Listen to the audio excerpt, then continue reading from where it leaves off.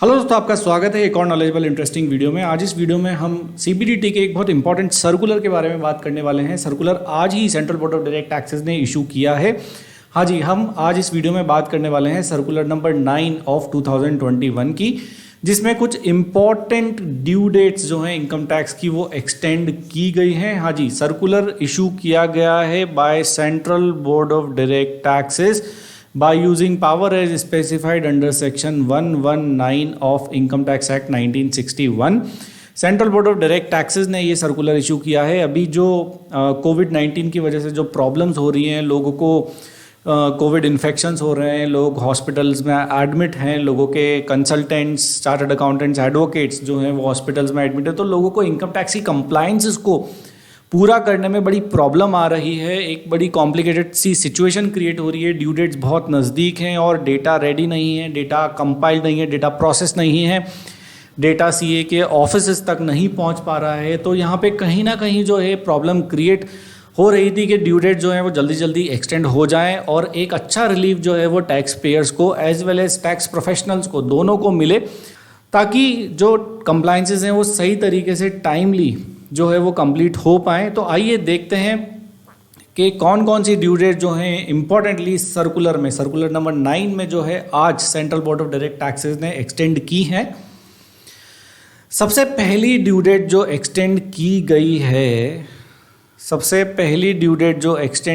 गई है वो इंडिविजुअल आईटीआर, इंडिविजुअल की इनकम टैक्स रिटर्न और नॉन टैक्स ऑडिट की जो इनकम टैक्स रिटर्न जिसकी डेट 31 जुलाई 2021 थी, अब वो 30 सितंबर 2021 कर दी गई है। हाँ जी, ये डेट 2 महीने बढ़ा दी गई है। सबसे बढ़िया रिलीफ, सबसे ज़्यादा समय का एक्सटेंशन जो है वो इसी कंप्लायंस में मिला है, क्योंकि यहाँ पे जो है वो बहुत सारे टैक्स पेयर्स अफेक्ट हो रहे हैं। मतलब आई वुड से यहाँ पे मेजॉरिटी ऑफ टैक्स पेयर्स जो हैं यहाँ पे इस कैटेगरी में अफेक्ट होते हैं। तो इसकी जो ड्यू डेट है वो 2 महीने के लिए बढ़ा दी गई है।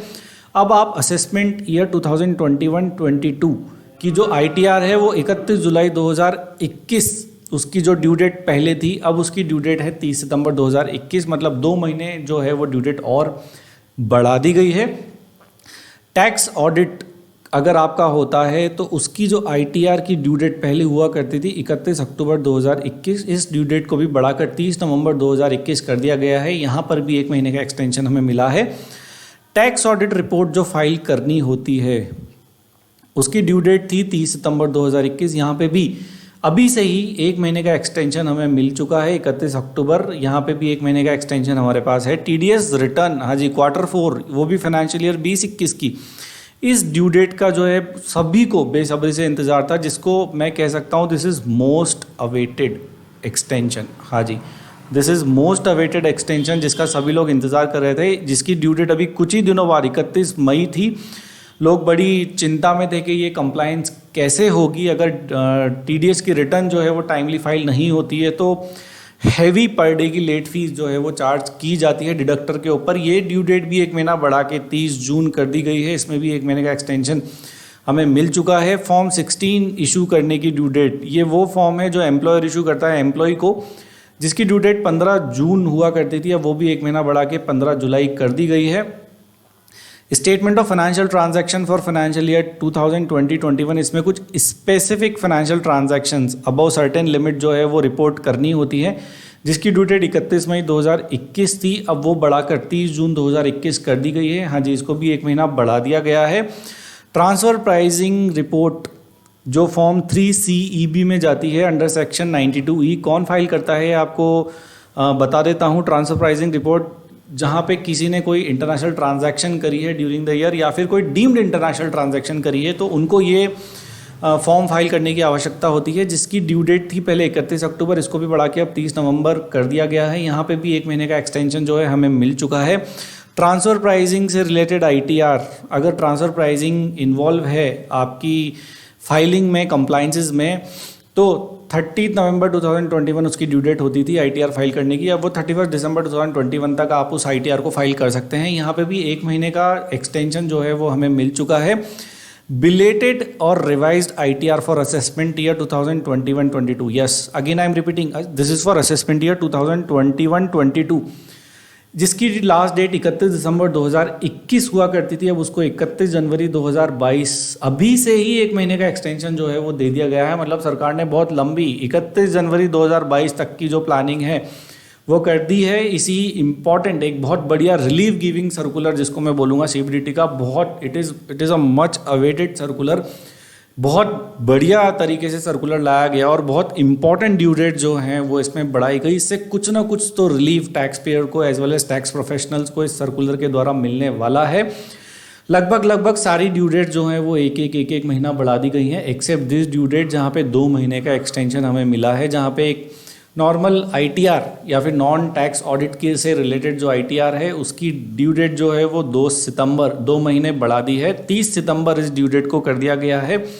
हाँ जी, मतलब कि अब जो है वो सितंबर, अक्टूबर, नवंबर में जो है वो टैक्स प्रोफेशनल्स को बहुत सारा काम करना है।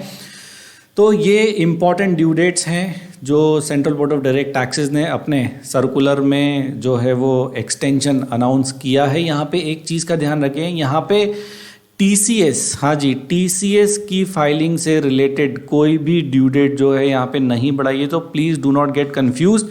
जो भी डेट्स बढ़ी हैं वो TDS से रिलेटेड बढ़ी हैं, TCS रिटर्न फाइलिंग से रिलेटेड कोई डेट एक्सटेंशन जो है वो अभी तक नहीं आया है।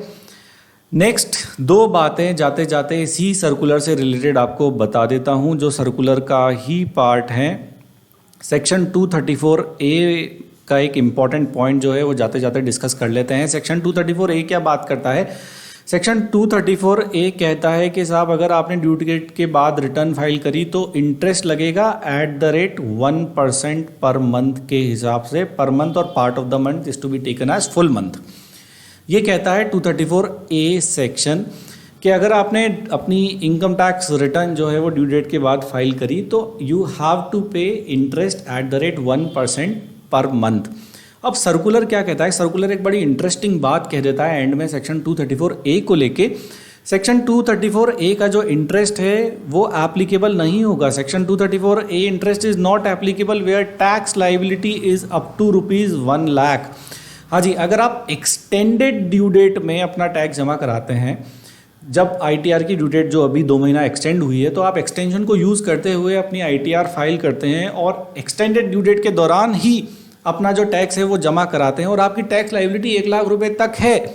अगर आपकी टैक्स लाइबिलिटी 1 लाख रुपए तक है तो आपके ऊपर सेक्शन 234A का जो ब्याज है वो नहीं लगेगा। बट ये रिलीफ छोटे टैक्स पेयर्स को दिया गया है जिनकी टैक्स लाइबिलिटी सिर्फ और सिर्फ 1 लाख रुपीज़ तक है। अगर आपकी टैक्स लाइबिलिटी 1 लाख रुपीज़ से एक्सीड होती है तो आपके ऊपर सेक्शन 234A का इंटरेस्ट लग जाएगा। तो आप बेशक जो ITR है वो डिले फाइल कर सकते हैं, बट अगर आपका टैक्स बनता है और वो 1 लाख रुपए से ज़्यादा बनता है तो आप उसको as soon as possible assess करके जो है वो जमा करा दें, उसका वेट बिल्कुल भी ना करें। सेक्शन 234A का जो इंटरेस्ट है उसका बेनिफिट सिर्फ छोटे टैक्स पेयर्स को दिया गया है जिसका इंटरेस्ट जिसकी टैक्स लाइबिलिटी 1 लाख रुपए तक आती है, उसी को ही सेक्शन 234A के ब्याज का बेनिफिट दिया गया है। बड़े टैक्स पेयर्स जिनकी 1 लाख रुपए से ज़्यादा की लाइबिलिटी है टैक्स की, उनके ऊपर सेक्शन 234A का इंटरेस्ट जो है वो बराबर से लगेगा। ये हो गया अपना फर्स्ट पॉइंट। सेकंड पॉइंट क्या कहता है? Tax paid by individual resident. हाँ जी, सेकंड पॉइंट जो है वो सिर्फ और सिर्फ इंडिविजुअल रेजिडेंट्स की बात करेगा। जो इंडिविजुअल रेजिडेंट्स उन्होंने टैक्स पे किया है under section 140A। Section 140A बता देता हूँ क्या कहता है। ये कहता है payment of self assessment tax before filing of return. हाँ जी, आपको अपनी रिटर्न फाइल करने से पहले खुद से अपना टैक्स असेस करके जो है वो जमा करा देना है। ये कहता है section 140A of income tax act 1961। Within the due date तक आपको ये टैक्स जमा करा देना है विदाउट एक्सटेंशन। अभी सर्कुलर क्या कहता है इस सेक्शन के बारे में? सर्कुलर ये कहता है कि वो इंडिविजुअल रेजिडेंट्स जिन्होंने टैक्स पे किया है under section 140A within the due date. कौन सी वाली ड्यू डेट? एक्सटेंशन के पहले वाली या एक्सटेंशन के बाद वाली? साहब एक्सटेंशन के पहले वाली। उस तारीख तक अगर किसी इंडिविजुअल रेजिडेंट ने अपना टैक्स जमा करा दिया है तो ये मान लिया जाएगा कि उसने अपना एडवांस टैक्स की तरह वो टैक्स जमा कराया है। मतलब यहाँ पे कहने का सार जो है वो ये है कि यहाँ पे सेक्शन 234B और 234C में जो है वो इंटरेस्ट चार्ज नहीं किया जाएगा अगर सेल्फ असेसमेंट टैक्स भी विद इन ड्यू डेट, कौन सी वाली ड्यू डेट, एक्सटेंशन से पहले वाली ड्यू डेट के दौरान अगर टैक्स जमा करा दिया गया है बाय इंडिविजुअल रेजिडेंट, तो ये मान लिया जाएगा कि उसने एडवांस टैक्स जमा कराया है और अकॉर्डिंगली सेक्शन 234B और सेक्शन 234C का जो इंटरेस्ट लगता है for delay deferment of advance tax payment, वो इंटरेस्ट जो है वो नहीं लगेगा या फिर अकॉर्डिंगली कम लगेगा, डिपेंड ऑन द सिचुएशन। तो ये दो इंपॉर्टेंट पॉइंट पर सर्कुलर जो है वो बात करता है। इम्पॉर्टेंटली ये दो इंपॉर्टेंट पॉइंट हैं, आप ध्यान रखें। स्पेशली सेक्शन 234A वाला जो पॉइंट है, इट इज़ वेरी इंपॉर्टेंट। अगर आपकी टैक्स लायबिलिटी 1 लाख रुपए तक है तो ही आप सेक्शन 234A के ब्याज से बच सकते हैं। अगर 1 लाख रुपए से ज़्यादा की टैक्स लायबिलिटी है तो सेक्शन 234A का इंटरेस्ट जो है वो आपको पे करना पड़ेगा। अगर आप इस एक्सटेंडेड पीरियड का यूज़ करके ITR फाइल करते हैं और टैक्स पे करते हैं तो हाँ जी, तो ये था एक important circular due date extension के बारे में। अगर आपको वीडियो पसंद आए तो प्लीज़ वीडियो को लाइक ज़रूर कर दें, हमारे चैनल को सब्सक्राइब भी कर लें और इस वीडियो को बहुत सारे लोगों के साथ शेयर भी कर दें। Thank you for watching this video. हम लाते रहेंगे आपके लिए ऐसे ही बहुत सारे knowledgeable interesting videos. Thanks a lot, bye.